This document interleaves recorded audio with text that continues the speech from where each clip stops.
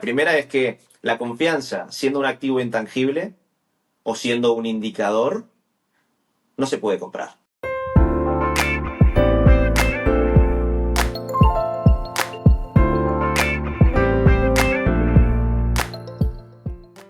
Te damos la bienvenida a Reputation for Growth, el podcast de Guillermo Bentancur, donde exploramos el poder de los activos intangibles para transformar negocios y llevarlos al siguiente nivel. Hola, este es nuestro tercer episodio y estoy muy contento de poder compartirlo con ustedes, ya que vamos a hablar de un tema que para mí es esencial a la hora de trabajar los activos intangibles.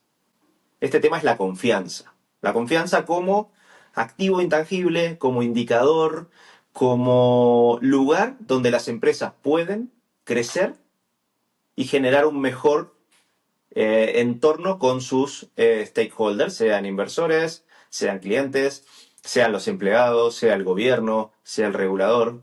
Entonces, para poder empezar con esto, yo creo que hay dos puntos en los que voy a profundizar en este capítulo, ¿no?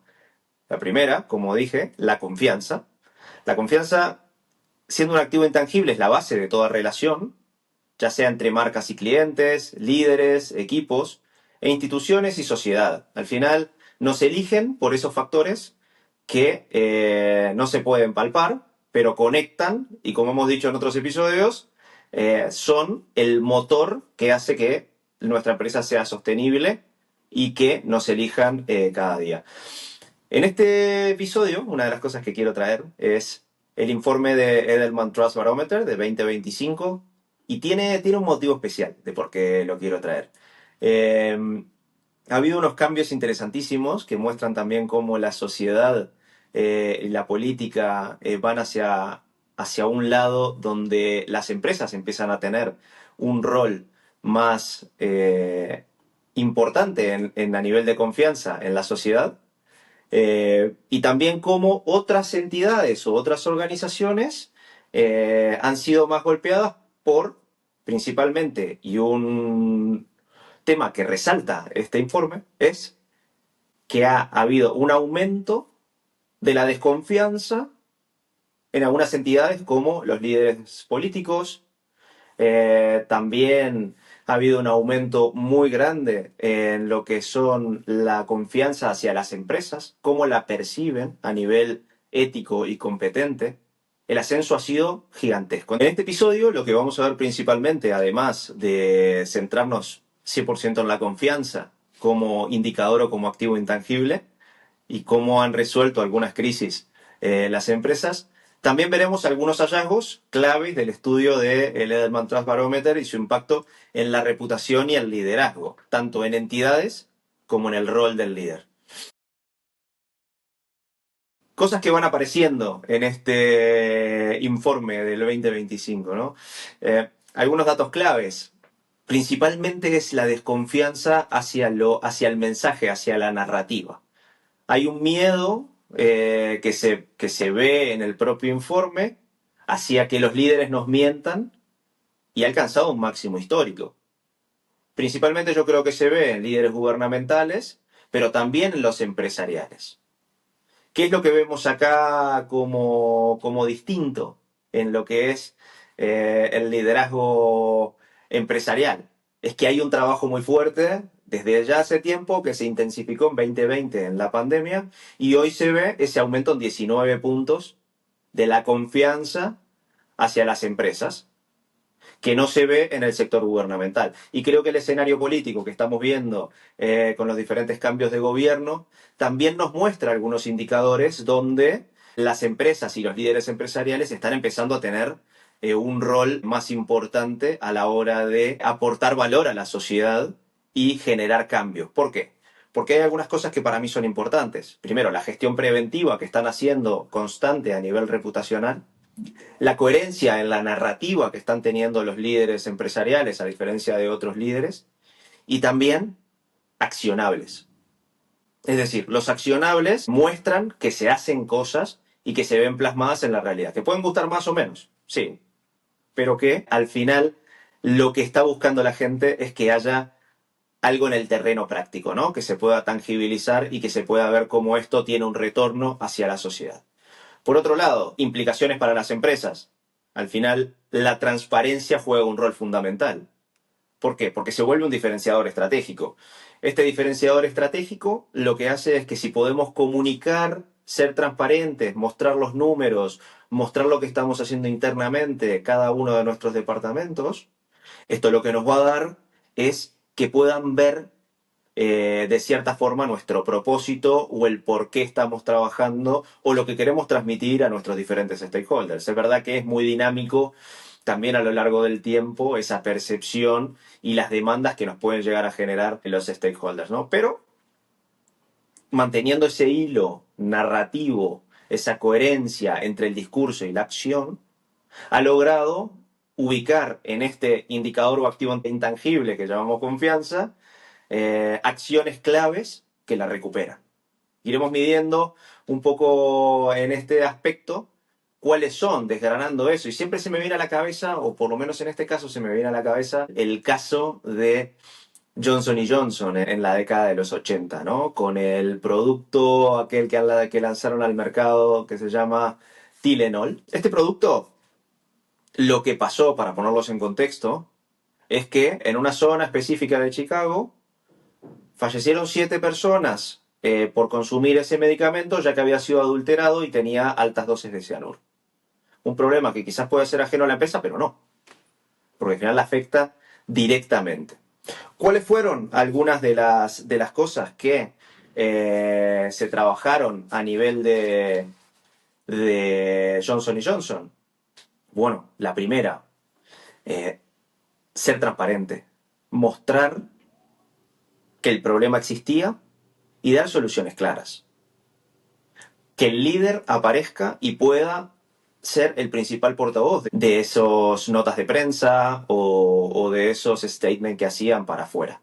Segundo, retirar todos los productos del mercado. Eso ya muestra que la empresa va a priorizar la seguridad de las personas frente a la rentabilidad.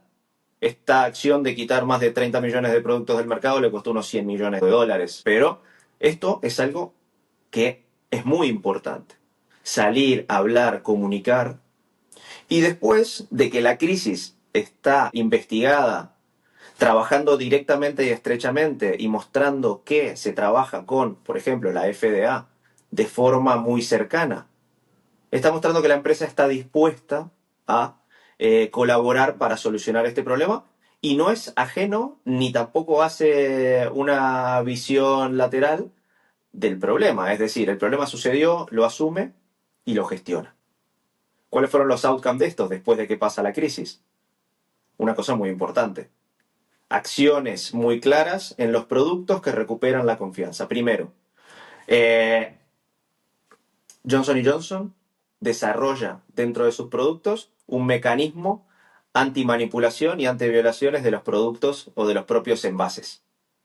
Eso al mercado le gusta mucho, es decir, el producto se vende y si tiene algún problema podemos identificarlo o si fue adulterado podemos identificarlo. Segundo, cambiar de cápsulas a tabletas. Eso hace que no se pueda poner nada adentro y no pueda ser adulterado. Entonces, con una campaña de marketing y comunicación basada en la realidad, basada en que se quiere ayudar y priorizar la seguridad de los clientes y también cuidar al accionista en el largo plazo y cuidar también a la sociedad con ese aporte, con todo esto ha logrado recuperar la confianza. ¿Y qué es lo que vemos? Que luego, en un año, Tylenol, el producto de Johnson Johnson, logra niveles de facturación de antes de la crisis. En 2 años aproximadamente, vuelve a ser líder del mercado, con las personas eligiendo el producto dentro de una gama que obviamente tenía competidores. Entonces, esto es una gestión impecable de crisis y que podemos ver cómo los indicadores de confianza empiezan a subir a partir de gestionar la reputación, la transparencia, la innovación en el producto. Y entonces la gestión de todos esos activos intangibles lleva a la sostenibilidad del negocio, que había pasado una crisis que podría haber impactado mucho más fuertes. Entonces, poniendo este caso como analogía, podemos ver mucho tiempo después, pero también nos muestra que esta inversión ha sido un caso de estudio muy importante, entre otros que hubo, que las empresas son vistas dentro de este informe del Edelman Trust Barometer 2025 como competentes y éticas. Es decir, han subido 19 puntos de pasar de ser no éticas y competentes, sí, porque generan ese valor, pero han pasado a ser éticas. Entonces eso es un cambio fundamental. Y acá quiero entrar en un punto que para mí es súper importante, que es el rol del líder. Es la transferencia reputacional del líder hacia la marca. Entonces, comparado con otras entidades, se hizo un trabajo mucho más 360, muy multi-stakeholder. Y entonces, esto en un contexto de confianza, donde los gobiernos y los medios de comunicación se han deteriorado fuertemente, las empresas están teniendo una oportunidad única de posicionarse como instituciones confiables, pero no en comparativa, sino por el trabajo que hacen siendo mejores ellos mismos. Por otro lado, la digitalización que hemos hablado en otros contextos y también la necesidad de los medios de prensa de poder seguir siendo rentables, ha generado un escenario de desinformación, pero no solo de desinformación, sino de atomización de información en el mercado. Vivimos en una época donde vamos a tener que hacer escrutinio permanente e incluso con eso nos podemos encontrar con información parcializada. ¿Qué lleva esto a nivel de reflexión de liderazgo y en esa transferencia de líderes hacia las marcas y de marcas hacia líderes? Porque como hemos dicho muchas veces y lo vemos permanentemente, cada vez más comunican las personas y menos las marcas. Entonces, esas personas tienen que tener una reputación impecable. O por lo menos una gestión de la reputación impecable que va a estar acompañada de potenciar esa narrativa de la marca a través de la innovación, a través de cómo generamos equipos de alto rendimiento que logren rentabilidades muy altas, pero no en contraposición a el bienestar del equipo que confíen en la empresa y nos elijan. Porque como hemos dicho, el equipo y las personas que trabajan dentro de la empresa son los principales embajadores de una marca. Entonces, ¿qué recomendaciones me gustaría trabajar, o por lo menos como principales reflexiones? Es invertir en la cultura corporativa a través de la gestión de los intangibles y principalmente en valores. Siempre me gusta decir que una estructura sólida o una base muy sólida o una casa con buenos cimientos se construye mucho mejor y va a aguantar mejor aquellas tormentas, ¿no? O aquellas crisis que van a aparecer, porque ya nadie está libre de este esquema. Entonces, generar esa buena base, primero, nos va a generar trabajar en un nicho. Nos van a elegir por estos valores y no por otros. Los que trabajan con nosotros van a estar alineados a eso y los que no estén alineados estarán alineados con otra empresa. No estamos diciendo que nuestros valores van a ser los mejores y los otros los peores, sino que vamos a tener nuestros propios esquemas de valores que nos van a ayudar a poder alinear y tener una coherencia y una narrativa sostenible en el tiempo y no caer en temáticas circunstanciales, ¿no?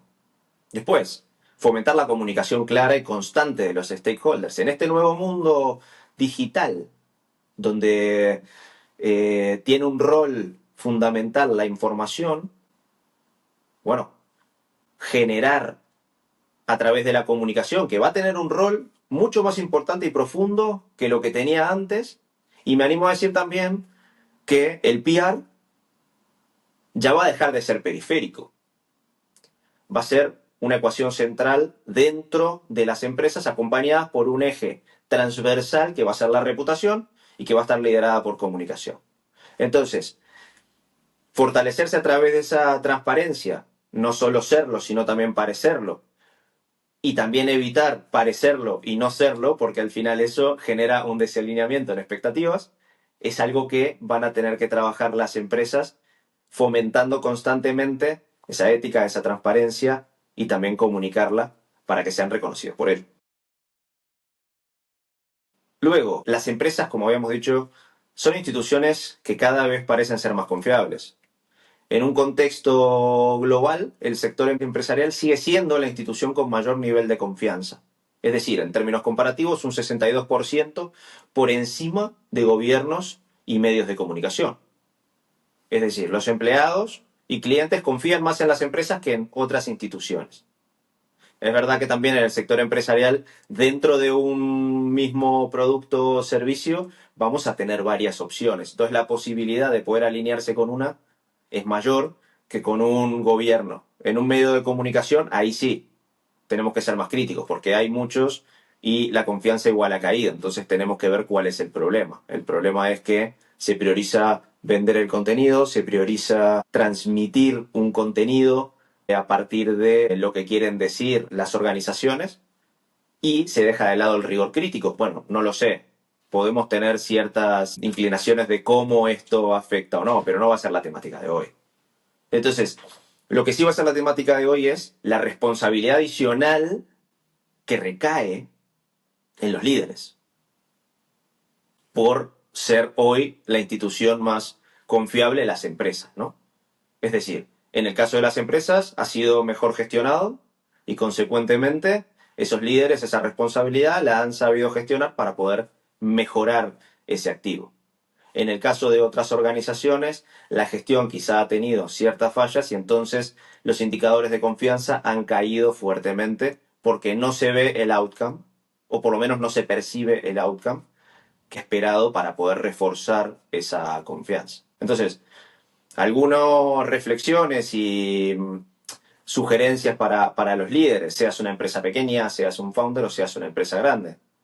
Primero, desarrollar una narrativa y estrategias de employee advocacy para reforzar esa confianza interna. Todo empieza por casa. Porque al final las personas van a ser las que comuniquen por fuera. Entonces la comunicación interna también va a jugar un rol fundamental, pero va a tener que alinearse con la comunicación externa a partir de esa base de valores transversal que nos interesa.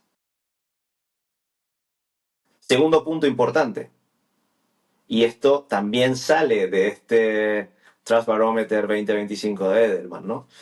Los científicos y profesores superan a los líderes en la confianza.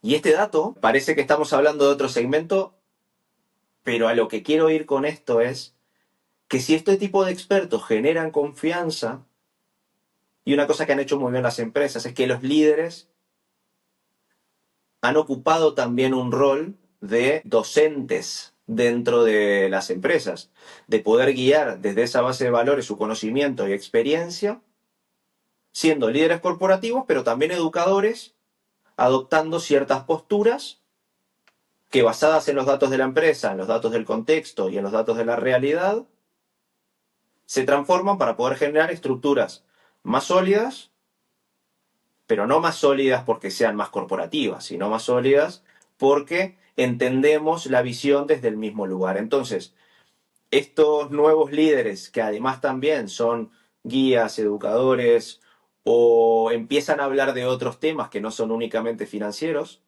creo que ha tenido un aporte fundamental. Y esto, apoyado con una narrativa basada en hechos y datos, creo que puede y que está aportando un valor muy grande y hace que este indicador crezca considerablemente, ¿no? También crear estrategias de liderazgo de pensamiento. No solamente hemos logrado estos números, sino los hemos logrado, pero también queremos reflexionar sobre cómo podemos mejorarlo y cómo podemos hacer que las personas que integran esta estructura aún estén más alineadas, ¿no? Entonces, en ese liderazgo de pensamiento, de esas estrategias, yo creo que puede ser muy bueno y lo podemos ver en la realidad. Pongo un caso que quizás todos conocemos de cierta forma, Microsoft. Nadella, su CEO, tiene una visión muy centrada a lo humano, pero no se olvida que en el largo plazo hay que generar también valor para el accionista y hay que ganar dinero, porque eso es lo que hacen las empresas. Entonces, una de las cosas que podemos ver en su libro, en el de Nadella, que es muy bueno, es cómo hay una visión humana para poder gestionar y cómo hay un lifelong learning dentro de las empresas para poder ir creciendo y también generando ese ecosistema de educación, guías y líderes innovadores que no solo innovan a nivel de producto, sino que también innovan en cómo generar empresas que sean muy buenas muy rentables, pero también que sean empresas que ven a todo el equipo y a todos los stakeholders como unidades súper importantes. Por ir al último de las organizaciones, yo creo que acá merecemos una reflexión súper importante, que es la confianza en los medios de comunicación, que sigue cayendo rápidamente y fuertemente. Esto es un problema para las empresas y es un problema también para los gobiernos, y es un problema para todo aquello donde queremos comunicar. Entonces, primero, punto número uno, la reflexión que tenemos que hacer de que los medios deben hacer una autocrítica o deben hacer una reflexión sobre el lugar que ocupaban y el lugar que ocupan ahora y cómo se perdió esa confianza. Después, la saturación de información. Se está priorizando volumen sobre calidad.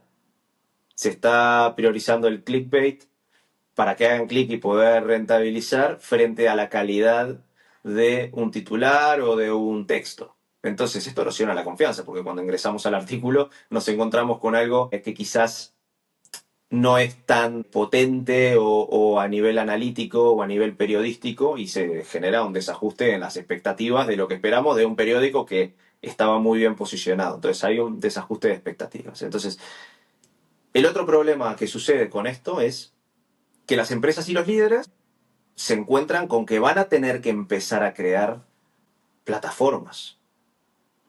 Plataformas propias que generen contenido de alto valor, pero que no sean únicamente ellos diciéndolo, sino que también haya terceros que puedan decirlo, porque eso es lo que genera realmente confianza, pero hay que generar un valor más potente a nivel crítico sobre los artículos que se escriben, ¿no? Entonces, poder unificar las plataformas de comunicación, ya sea a través de redes sociales, algo que se utiliza mucho son los videos, donde puede hablar el principal portavoz, un líder, un CEO, y eso transmite de que el mensaje está dicho directamente por el emisor y no hay un intermediario con una interpretación. También aliarse con expertos y fuentes confiables, es decir, que a los medios les llegue la información quizás ya procesada y el periodista pueda generar ese nivel crítico como lector de la sociedad y poder volcarlo para poder dar esa perspectiva. Y por último, priorizar la importancia del storytelling basada en hechos. Quisiera hablar de verdad, pero en estos días de hoy las interpretaciones pueden ser muy amplias. Entonces, quiero basarme en hechos y en hechos reales, no únicamente en generar un relato o una narrativa de la verdad para poder transmitir una idea. Entonces, yo creo que hay una reflexión que hay que hacer grande y creo que la confianza va a jugar un rol fundamental aquí. La primera es que la confianza, siendo un activo intangible o siendo un indicador, no se puede comprar.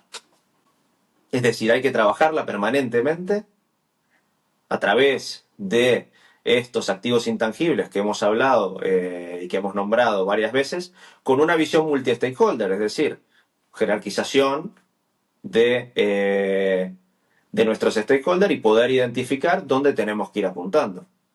Después, las empresas tienen una gran oportunidad para ser líderes en un mundo donde otras instituciones han fallado en generar confianza. Entonces, acá me aparecen dos reflexiones y después también me gustaría dejar algunos tips de cómo podemos empezar a entender ese ecosistema, seamos una empresa pequeña o no, en el sector que operamos. El primero es, ¿la confianza es un activo intangible por sí mismo o es un indicador que se da por la gestión de los propios activos intangibles? Y la segunda es, ¿qué estás haciendo tú? ¿Qué está haciendo tu empresa para fortalecer la confianza y el liderazgo de sus principales portavoces? Entonces hay una forma que a mí me ha resultado mucho, porque siempre cuando hay que hacer cosas hay un factor que es el desembolso o la inversión que tenemos que hacer de dinero, que muchas veces nos quita la posibilidad de hacer estudios muy profundos, como puede hacer una empresa cotizada, pero empezar en pequeño. Por ejemplo, ¿te has tomado el tiempo de realizar una encuesta interna a tus empleados para entender qué entienden de tu propósito corporativo? ¿Has hecho en esa encuesta de 4 o 5 preguntas qué valores son los que ellos entienden que son prioridad en esta compañía? ¿Has mirado para afuera en tu sector para ver cómo las otras empresas comunican externamente? ¿Cuáles son los diferenciales? A nivel cuántico, ¿cuántas veces publican? ¿Cuáles son las plataformas más importantes? ¿Qué mensaje dan? Y eso nos genera un benchmark. Y ese benchmark lo podemos comparar con el mensaje ideal o aspiracional que queremos transmitir de nuestra empresa y poder identificar así nuestro nicho, nuestro factor diferencial para generar estrategias de comunicación, reputación, innovación y sostenibilidad del negocio a muy largo plazo sin perder el foco en lo que somos. Entonces, primero, esa reflexión interna, porque eso que queremos transmitir va a ser transmitido también por las personas que están adentro y lo que queremos principalmente es que todas las entiendan de la misma manera. Y después ir afuera. Entonces, con esas 3 acciones, yo creo que se puede empezar a tener información muy clara a muy bajo coste. Entonces, te invito a que puedas comenzar a ver estos temas, reflexionar sobre estas preguntas de qué estás realizando para mejorar la confianza en tu empresa y en tus líderes y cómo estás trabajando esa coherencia y la narrativa institucional y de liderazgo. Y nos veremos en el próximo capítulo para seguir profundizando sobre los activos intangibles, el rol que ellos tienen en las empresas y que cada vez es más importante. Entonces, muchísimas gracias por escucharme en este tercer capítulo y nos vemos en la próxima. Muchas gracias. Gracias por escuchar a Guillermo Bentancur y por suscribirte a Reputation for Growth. Si te ha gustado, no olvides compartir el episodio en tu plataforma de podcast. Podrás encontrar a Guillermo en LinkedIn o en su página web guillermobentancur.com.